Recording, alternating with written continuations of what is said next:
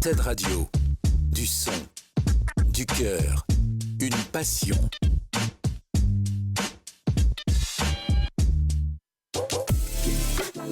Wanted Radio, première sur la nature en ville.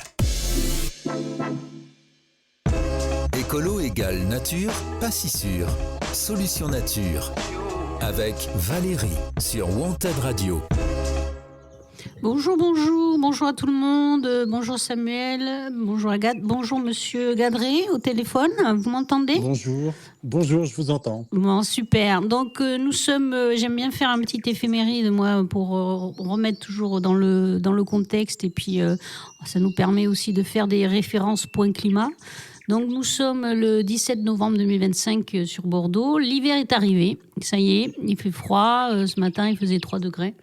Et par contre, ce week-end, il faisait 22, 23. Enfin, c'était le printemps, quoi. Bref, donc on ne comprend plus rien. Aujourd'hui, à Solution Nature, nous allons recevoir une association qui se situe à 6 heures de chez nous, par voiture. C'est ça, j'ai regardé sur Maps. Il nous faut 6 heures pour aller chez vous, monsieur Gadré ? Oui, ça doit être à peu près ça, voilà. Est-ce que je peux vous appeler Benoît ? Oui, pas de problème. Donc, nous allons écouter Benoît qui habite à La Bresseille, dans le Morvan, sur le parc régional naturel du Morvan, et qui est dans une association. Vous en êtes le fondateur, le président ? Alors, moi, je suis un membre du bureau et un peu porte-parole de l'association, la présidente étant Valérie Bernada. Et qui va nous parler de leurs problématiques à eux. Chez nous, c'est l'urbanisation qui rase nos forêts et nos espaces naturels. Là-bas, leur problématique, c'est plutôt les industries forestières qui rasent les forêts avec les coupes rases. Donc, monsieur Benoît va nous expliquer tout ça. Et ils ont fait une cérémonie justement pour rendre visible ce combat qui s'appelle les Glands d'Or. Je trouve ça très, très sympathique. Donc, monsieur Gadré, oui. Parlez-nous de la Bresseille. Je suppose que c'est au milieu de la forêt. Alors, la Bresseille, c'est le nom d'une association qui existe depuis maintenant une trentaine d'années. Et c'est également le nom d'une forêt de 25 hectares qui se situe dans le sud du parc naturel régional du Morvan, sur une commune qui s'appelle La Roche-Millet, où nous habitons. Et c'est une forêt qui était menacée d'une coupe rase il y a une trentaine d'années et pour laquelle les habitants se sont battus pour la sauver, et même la présidente de l'association, donc Valérie Bernada, pour qui c'était un peu sa forêt d'enfance, on va dire, et qui avait beaucoup d'affect vis-à-vis de cet ensemble forestier, a fait une grève de la faim à l'époque devant la mairie. Wow. Pour éviter cette coupe rase. Et voilà, ça a été radical. Donc ça a un peu marqué les esprits dans notre région. Est-ce que vous pouvez nous expliquer, parce que nous ne sommes pas tous au courant de ce que c'est vraiment une coupe rase. Donc est-ce que vous pouvez nous expliquer à nous néophytes et urbains ce que c'est une coupe rase ? Alors, une coupe rase, c'est en fait le fait de couper tous les arbres sur une même parcelle, tous les arbres en même temps. À l'inverse d'un autre mode de sylviculture, nous, qu'on promeut et qui consiste à couper, à faire des prélèvements réguliers dans le temps et à toujours garder un couvert continu, c'est-à-dire d'avoir toujours des arbres et de ne pas avoir un sol nu. Et bien à l'inverse de cela, cette méthode appelée coupe rase consiste à, sur une même parcelle, en général c'est la parcelle d'un propriétaire, et bien les forestiers coupent l'ensemble des arbres, c'est-à-dire qu'on laisse le sol à nu. Oui, ça fait un trou dans la forêt, quoi. Ça fait un trou dans la forêt. Alors déjà, c'est horrible à voir. En termes de paysage, sur l'esthétique du paysage, et pour nous c'est très important, hein. On est dans une région vallonnée, de moyenne montagne. Quand vous avez une coupe rase de plusieurs hectares juste en face chez vous, ça change tout. Ça change tout. Vous avez des gens qui ont choisi de venir habiter ici parce que le Morvan, justement, est connu pour ses forêts. Et, et vous avez des hectares entiers qui sont coupés à blanc. On parle de coupe rase ou de coupe à blanc, c'est la même chose, et qui modifient totalement le paysage. Donc, à l'origine, les gens se sont mobilisés pour ça parce que ça changeait leur cadre de vie, leur environnement, le paysage qu'ils ont devant leur maison ou devant leur logement. Et puis, avec le temps, ben, on s'est aperçu aussi que ces coupes rases, elles avaient un impact important et un impact totalement négatif sur le milieu forestier, puisque maintenant, on sait que cette méthode radicale hein, de sylviculture est dévastatrice à la fois pour les sols, pour l'eau, pour la biodiversité et évidemment pour le paysage, on vient d'en parler. Et ça, au départ, c'était un petit peu, il y a quelques années, enfin il y a 20-30 ans, c'était plutôt l'affect qui parlait, c'est-à-dire le côté j'aime ma région et ses forêts participent à l'identité du Morvan. Et on est en train de les faire disparaître de cette façon-là et de faire des trouées dans les forêts qui changent complètement la nature des Oui, coupes. Et c'est-à-dire puis, il que faut dire aussi que, et ça vous connaissez bien ça dans votre région, même si c'est pas tout à fait la même histoire, mais à la place, dans les années, les coupes rases, elles ont commencé dans le Morvan dans les années 70. d'accord. Et à l'époque, c'était des compagnies d'assurance, c'était la Caisse des dépôts et consignations, la Caisse d'épargne et d'autres. Depuis, les choses ont changé. Hein. Et à l'époque, ces organismes ont acheté des dizaines, voire des centaines d'hectares et les ont coupés à ras pour replanter du résineux, c'est-à-dire du Douglas en monoculture. Et là, ce n'est plus une forêt, mais un champ d'arbres. Hein, et ça change tout. Et on l'a vu au moment de la crise du scolyte, là, il y a 3-4 ans, où en fait, tous ces arbres, et notamment en matière d'essence de résineux, l'épicéa, a été touché par les scolytes et tout a été coupé parce que les arbres mouraient en fait hein, Mm. de ça. Donc, alors, il y a eu cet impact-là. Et puis évidemment, en termes de paysage, le fait d'avoir un alignement de résineux de Douglas à la place d'une forêt mélangée, bah, au niveau esthétique, c'est pas du tout la même chose. Oui, et alors je voudrais que pour que nos auditeurs se représentent bien, en fait, l'imagerie d'une coupe rase, c'est en fait, il faut imaginer que vous avez par exemple une montagne avec de la forêt et tout d'un coup, après, vous avez une montagne pelée avec plus rien. Ah Quoi, bah, c'est le c'est un sol désert, nu. c'est la C'est un, désertification totale. c'est un sol nu. Donc, c'est terrible. Hein, en fait, ça va vite, hein, ça va très vite. C'est pour ça que nous, on est extrêmement vigilants parce que Oui, ils ont les euh, machines qu'il faut, qui alors, sont très c'est pas rapides. forcément. Alors, autant chez vous, dans votre région, ce sont souvent des machines parce que vous avez des plantations qui le permettent ou un relief qui le permet. Chez nous, c'est parfois des machines, mais ce sont essentiellement des bûcherons qui viennent à la demande donc, des entreprises qui sont sous-traitantes, qui viennent à la demande des forestiers et ils viennent à 10, 20, 30 bûcherons et coupent au fur et à mesure tous les arbres d'une même parcelle. Et ça peut aller très très vite, très vite. D'accord. C'est-à-dire qu'en une semaine, vous pouvez avoir plusieurs hectares qui sont à terre et de façon évidemment irréversible. Quand c'est fait, c'est fait. Hein. C'est pour ça qu'il faut, Et quand on après, intervient, même aujourd'hui encore, ils continuent après à planter du résineux à la place. Alors, aujourd'hui, les choses ont un petit peu changé dans le sens où il est demandé, et il est même, c'est même une obligation pour les forestiers de replanter avec des essences mélangées. Bon, nous, ce qu'on voit, c'est que, donc, c'est-à-dire une partie résineux, une partie feuillue.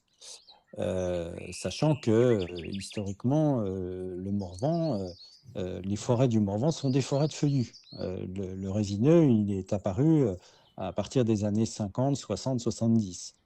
Euh, donc, aujourd'hui, ils ont Il une est, obligation sur excusez-moi, le papier. il est apparu, vous dites, il est apparu de manière spontanée ou il C'est a, l'après-guerre. C'est ou il l'après-guerre a quand été on... installé par les hommes? Par les hommes, par les hommes. D'accord, Hein. donc Voilà, c'est c'est pas une... une Non, non, essence spontanée du pas du Morvan. tout. Pas Ok. du tout. Le Douglas, qui est l'essence de résineux principale dans le Morvan, a été importé des États-Unis. C'est pas du tout un arbre de la région à l'origine. Donc, c'est un arbre qui se plaisait bien dans la région et surtout dans les années 70, 80, 90, parce que notre région, elle est relativement arrosée. Le Douglas aime bien avoir de l'eau. Et le type de sol correspondait bien aussi au Douglas. Donc, il ne s'est plus dans le Morvan. Il se plaît peut-être un peu moins aujourd'hui parce que, comme partout ailleurs, avec le réchauffement climatique, eh bien, la donne, elle change. Et donc, elle impacte évidemment le milieu forestier, y compris les Douglas. Voilà. D'accord. Mais donc, c'était une importation. Enfin, c'est la main de l'homme. Hein. À Oui, oui, oui, l'origine, c'est un choix politique, c'est un choix du territoire en fait. bien sûr. À l'origine, enfin, et encore c'est le cas, heureusement. Hein, la plupart enfin, au moins plus de 50% des forêts du Morvan sont des forêts de feuillus, de chênes, beaucoup de châtaigniers, de charmes, de hêtres, de frênes. Donc c'est des Voilà, vraies forêts sauvages et naturelles. oui, oui, c'est ça. Donc, qui ont toujours été quand même exploités, hein, en laissant toujours un couvert continu. C'est ce qu'on appelle, c'est ce que les anciens chez nous appelaient une forêt jardinée. C'est-à-dire Oui, c'est ce que que les Suisses font d'ailleurs beaucoup, les c'est forêts ça, jardinées. c'est ça, ce qu'on appelle une forêt jardinée, c'est-à-dire comme un jardin hein, où on prélève au fur et à mesure, mais avec une façon de faire qui ne laisse jamais le sol à nu. C'est ça qui était... Qui ne laissent pas de traces, surtout voilà, impactantes sur c'est-à-dire pas l'environnement. de traces au niveau esthétique et puis qui préserve la forêt, euh, puisque c'est le discours qu'on en tient. Nous on n'est pas du tout... on ne veut pas sanctuariser nos forêts, hein, c'est pas le discours. Hein. Nous, on sait qu'il est nécessaire d'exploiter les forêts, donc on peut faire des prélèvements, on peut faire des coupes, ça ne nous pose pas de problème, mais il faut le faire de façon raisonnable et surtout en laissant un couvert forestier en permanence et jamais mettre le sol à nu, Oui, en parce que ça laissant change tout. toujours l'origine de la forêt pour qu'elle se régénère naturellement. Est-ce que vous C'est ça. savez où vont les arbres qui sont rasés? À quoi ils sont Pas, destinés pas vraiment. Pas vraiment, parce que ça, l'information, il n'y a pas beaucoup de transparence là-dessus. Hein. Vous savez, alors je ne sais pas dans votre région, mais chez nous, le milieu de la forêt, c'est un milieu assez opaque. Et pareil chez Euh, nous, c'est et la voilà, même où chose. il n'y a pas de transparence. C'est très difficile d'avoir des informations. Vous savez, les forestiers, je vais vous donner un exemple, mais ça, c'est pour toute la France. Hein. Et c'est ce sur quoi on travaille aussi, nous. Quand un forestier fait des coupes sur une surface supérieure à 25 hectares, il est obligé de faire ce qu'on appelle un plan simple de gestion. C'est-à-dire, en gros, il va dire de façon écrite, voilà, moi, à 10 ans, sur une période de 10 ans, ou 20 ans, ou 30 ans, ça dépend, voilà ce que je vais faire en termes de travaux. Et c'est dans ce plan simple de gestion qui est agréé par le Centre régional de la propriété forestière, qui est un organisme semi-public, mais qui est en fait géré par des grands propriétaires forestiers. Et c'est ce CRPF qui va valider le plan simple de gestion qui est fait, c'est-à-dire le plan de coupe pour les années à venir.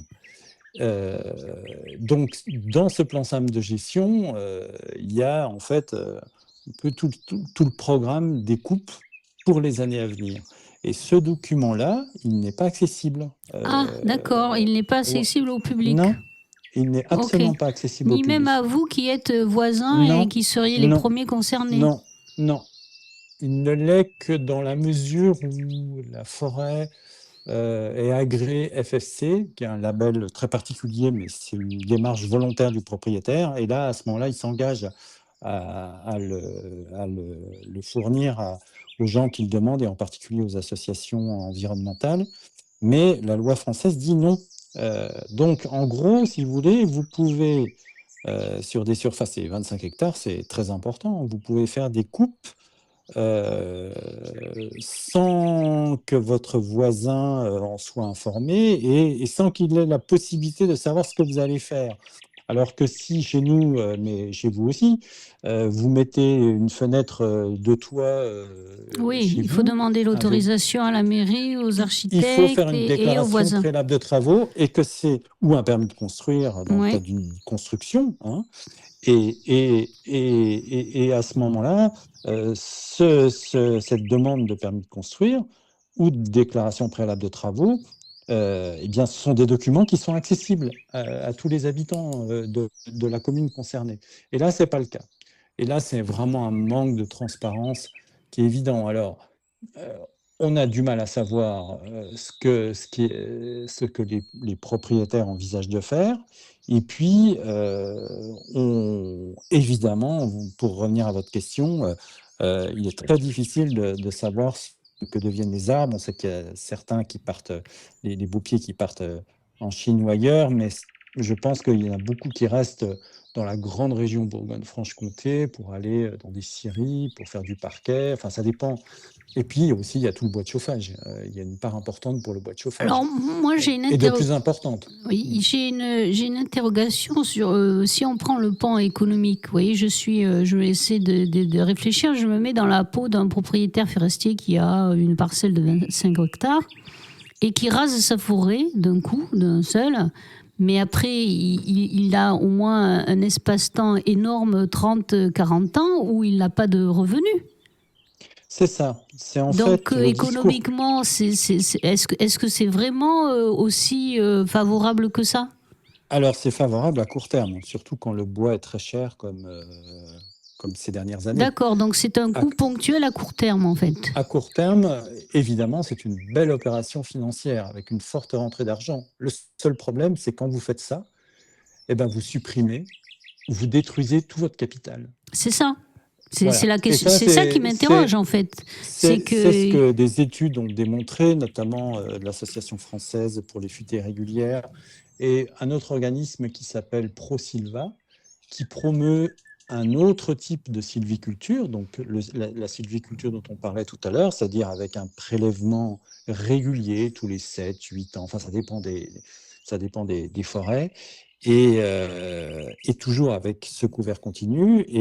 Et en fait, ce que nous expliquent ces experts, hein, parce que c'est pas des gens marginaux, hein, cette méthode-là, elle existe elle est partagée par des centaines d'exploitants forestiers en France, hein, et de propriétaires forestiers. Donc, c'est quelque chose qui est très connu, reconnu, et dont les bienfaits sont reconnus également.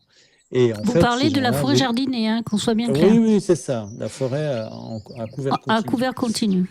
Voilà. Et ProSilva, ou l'association pour la fuite irrégulière, explique très bien, et document à l'appui, que sur une période de 30 ans, par exemple, eh bien, au final, c'est plus intéressant d'un point de vue économique de l'exploiter de façon avec des méthodes douces, on va dire, avec des prélèvements réguliers et pas de couper complètement. Et c'est d'autant plus important que il y a quand même une donne qui change aujourd'hui, c'est le réchauffement climatique. Et nous, qu'est-ce qu'on voit dans le Morvan? Vous avez donc des parcelles entières qui sont coupées à ras, le sol est nu, on replante des essences. Alors, c'est censé être des essences mélangées, mais c'est souvent beaucoup de résineux et un tout petit peu de feuillus. Et ce qu'on voit, nous, c'est qu'avec la chaleur qu'il fait aujourd'hui et le fait que quand vous mettez votre sol à nu, évidemment, chacun le comprendra qu'il n'y a plus d'ombre, on l'expose pleinement au soleil, Et donc, la terre, le sol chauffe davantage, et on voit qu'il y a beaucoup, beaucoup, beaucoup, beaucoup de pertes. Euh, dans nos régions, nous, on voit parfois des parcelles qui ont été replantées, et vous avez 50% d'échecs sur les plants. Donc en Et plus, quelque part, ce qu'il faut dire aussi, ce qu'il faut préciser, c'est que ces replantations, elles sont subventionnées, elles sont intéressantes fiscalement. Quand vous faites ça, vous bénéficiez de subventions et d'avantages fiscaux. non, mais ce que je voulais dire, moi, c'est qu'en fait, ce que vous nous dites, c'est qu'il y a double peine pour la forêt, c'est-à-dire qu'à un moment donné, elle est rasée totalement, donc il y a la disparition de tout ce qui fait une forêt, plus tous ces bienfaits écosystémiques et sa biodiversité, mais en plus, il y a un gaspillage de matières premières, puisqu'il y a la moitié des plants qui ne vont pas survivre. C'est Donc, pas, moi, je dis la moitié, parce que je vous parle de parcelles où on a vu qu'il y avait la moitié. C'est pas oui. toujours la moitié. Ça peut être un tiers, ça peut être moins, ça peut être plus.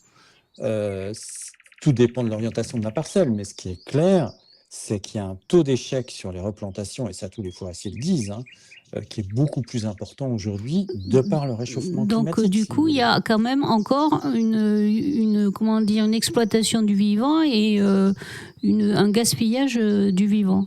Est-ce que Et un gaspillage de l'argent public. Hein. Encore une fois, ces opérations de replantation sont subventionnées. Elles l'ont été encore plus pendant le plan de relance. Vous savez, le président de la République a dit on va planter un oui, milliard d'arbres. oui, 1 milliard d'arbres. Oui, Voilà, mais la forêt, une bonne forêt, alors on peut replanter, mais de façon très marginale. Mais une forêt bien gérée, elle n'a pas besoin d'être replantée. Hein. Absolument. Il y a une régénérescence naturelle qui fait que eh bien, elle se pérennise dans le temps grâce à cette régénération, et vous n'avez pas besoin de replanter.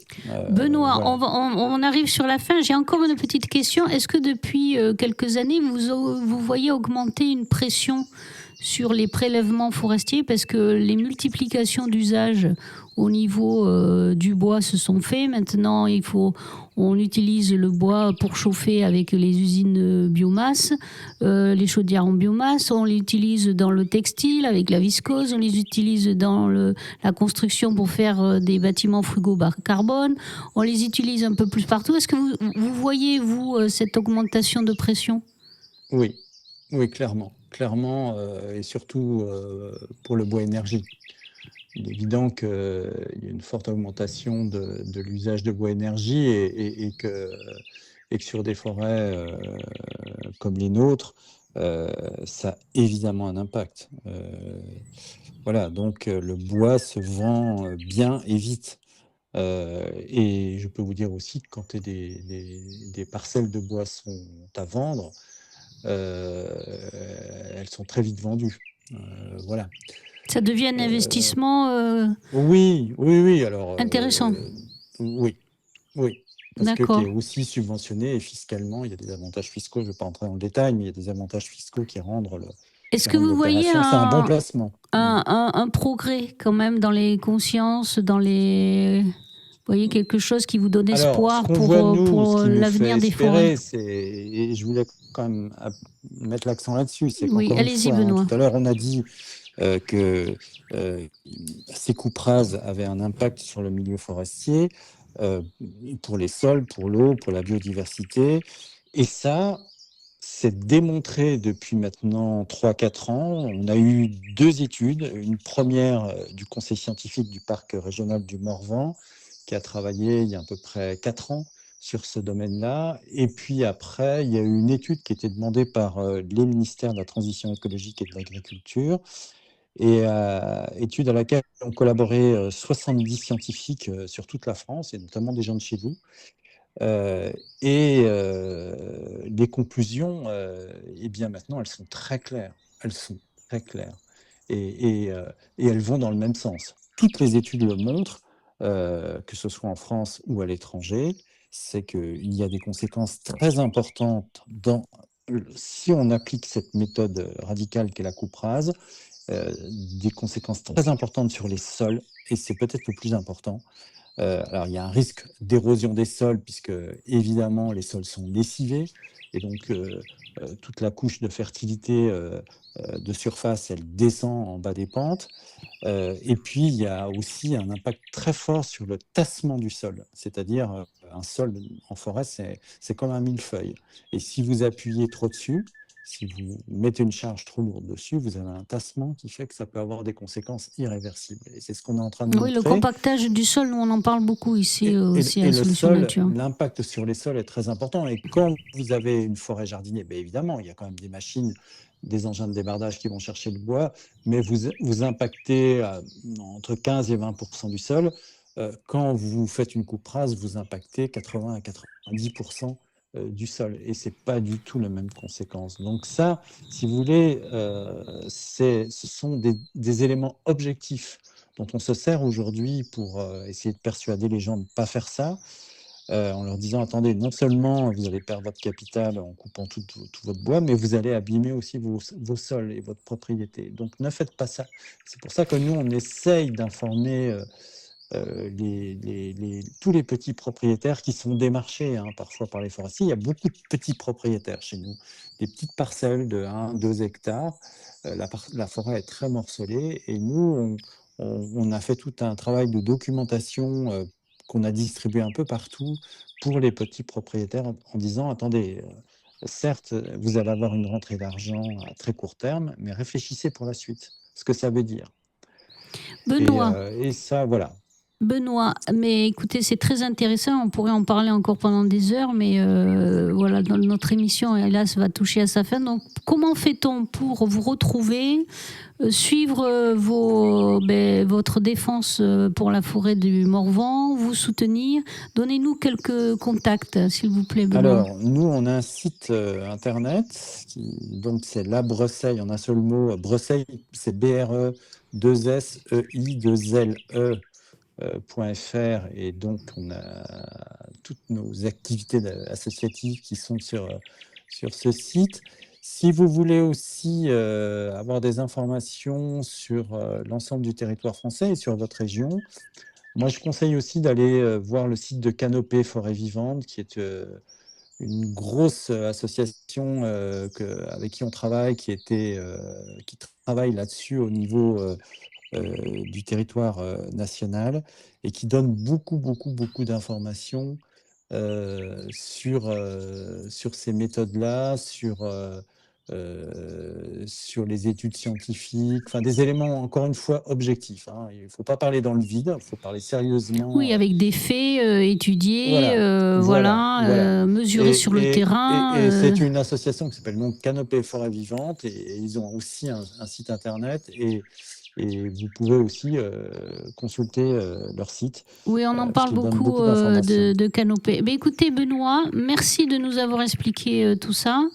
Merci à vous pour l'invitation. Si vous voulez revenir dans quelques mois ou l'année prochaine pour nous annoncer des bonnes nouvelles, surtout n'hésitez pas à nous recontacter, et on refera une petite émission si vous souhaitez. Ça sera avec plaisir.